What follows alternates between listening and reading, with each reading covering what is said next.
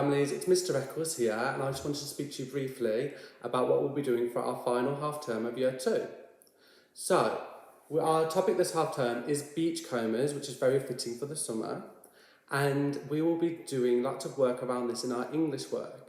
We'll be using our skills that we've already learned this year just to make sure that they are fully secure in these before entering year 3. So for this half term, we'll be looking again at expanded noun phrase and creating sentences and paragraphs as we write longer pieces of fictional and non-fiction texts. Then, in our reading, we do reading comprehension every single day, and some children, rather than reading comprehension, are continuing their phonics scheme, just to carry on learning all their sounds to be able to read and write words fluently. The children that are on comprehension are just reading texts and answering questions about these, looking at different ways to pull out skills from texts. Again, to help at home, you could just read with the children as much and as often as possible. They do take home Read With Me books that get changed each week when they do their quiz. I know that lots of children have books at home. They've started bringing these into school and want to read these in school, which is fantastic.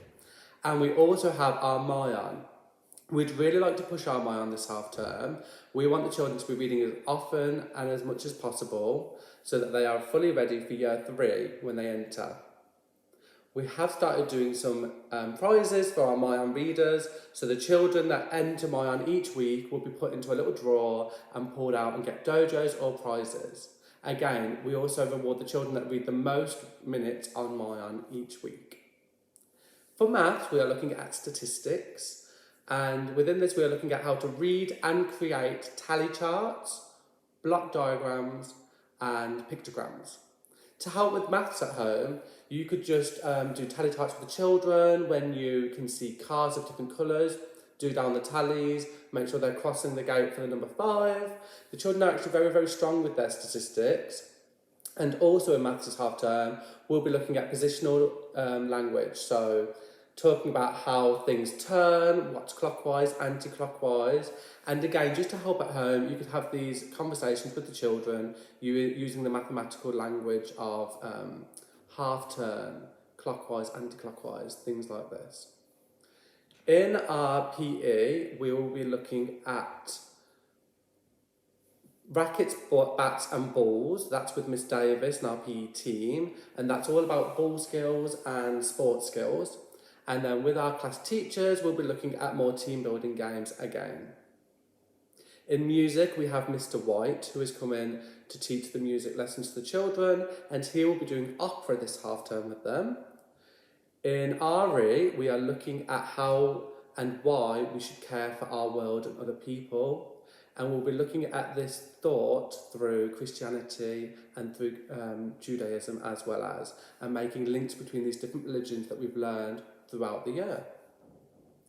In PSHE, we'll be doing personal goal setting, and we'll also be looking at just how to take care of ourselves and other people each day.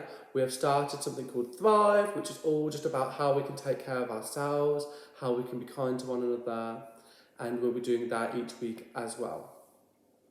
In geography, we'll be using geographical vocabulary to look at human and physical features of the seaside. The geography, looking at the seaside and how it's changed, will also link into our history, which we will be looking at how holidays have changed throughout time. We'll also be looking at 2 significant individuals in history. We're going to look at Thomas Cook and Grace Darling. And then lastly, in science, we are looking at living things and their habitats. So we'll be looking at rock pools and sea creatures and anything to do with the beach and our beachcombers theme. So again, please don't forget that at home, to help you have your Mayan, Oxford Owl. Oxford Owl is mostly for the children that are still on their phonics scheme. So if your child is still in phonics, they will have their phonics book on Oxford Owl, and we would hope that they would read these every week. And just like the Mayan draw, there will be an Oxford Owl separate draw for the children to be able to win prizes and earn dojos too. So please try and read your Oxford Owl book every week if you can, and your Mayan book each week, as well as your Read With Me at Home book. There's lots of books, but like I said, we want the children to be reading as often as possible so they are more than ready for when they enter year 3 soon. Also at home, you'll have your Timetable Rockstars and your Spelling Shed.